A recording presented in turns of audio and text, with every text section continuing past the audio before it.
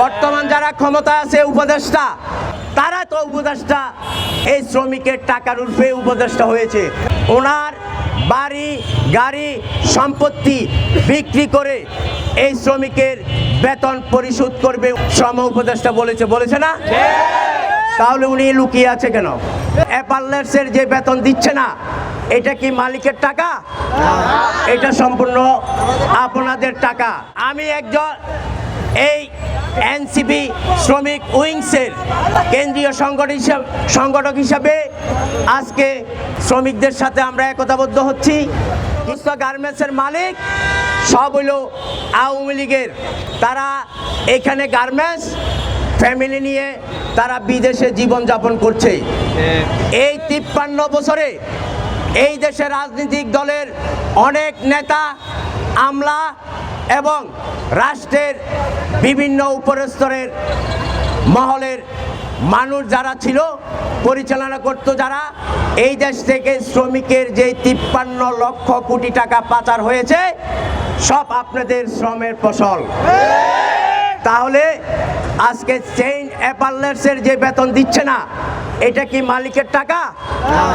এটা সম্পূর্ণ আপনাদের টাকা। এখন আপনাদের টাকা কেন দিবে না?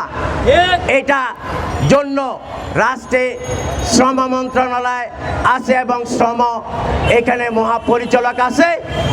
ওনার দায়িত্ব হচ্ছে শ্রমিকের সাথে যদি কোনো মালিকের দ্বন্দ্ব থাকে, সেই দ্বন্দ্বকে নিরসন করার দায়িত্ব হচ্ছে ওনার। তাহলে উনি যদি ব্যর্থ হয়, তাহলে আমরা আন্দোলন করব, সংগ্রাম করব। কিভাবে করবে? এই রাষ্ট্রের ব্যবস্থা আছে। বর্তমান যারা ক্ষমতা আছে উপদেষ্টা, তারা ইচ্ছা করলে এই সমস্যা যে কোনো মুহূর্তে সমাধান করতে পারে। এখন তাদেরকে ব্যবস্থা নিতে হবে, কারণ তারা তো উপদেষ্টা এখন যে আছে এই শ্রমিকের টাকার উর্ফে উপদেষ্টা হয়েছে, নাহলে তো সম্ভব না। শ্রমিকরা একবারে বলেছি, কাজ বন্ধ করে দিলে রাষ্ট্র ব্যবস্থা ভেঙে পড়বে। আর শ্রমিকদেরকে যদি বাঁচাতে হয়, রাষ্ট্রকে যদি বাঁচাতে হয়, এই শ্রমিকের সমস্যা আপনারা দ্রুত সমাধান করবেন। না হলে এই শ্রমিকের পেটে যদি ভাত না থাকে, তাহলে তারা বাসায় যায় লাভ কি হবে? কোনো লাভ হবে না। আপনারা অতি দ্রুত, এই শ্রম উপদেষ্টা বলেছেন যে মালিক টাকা দিবে না, শ্রমিকের বেতন দিবে না, ওনার নিজের মুখের কথা। ওনার বাড়ি গাড়ি সম্পত্তি বিক্রি করে এই শ্রমিকের বেতন পরিশোধ করবে উনি শ্রম উপদেষ্টা বলেছে না? তাহলে উনি লুকিয়ে আছে কেন? ওনাকে তো এটা দায়িত্ব নিতে হবে।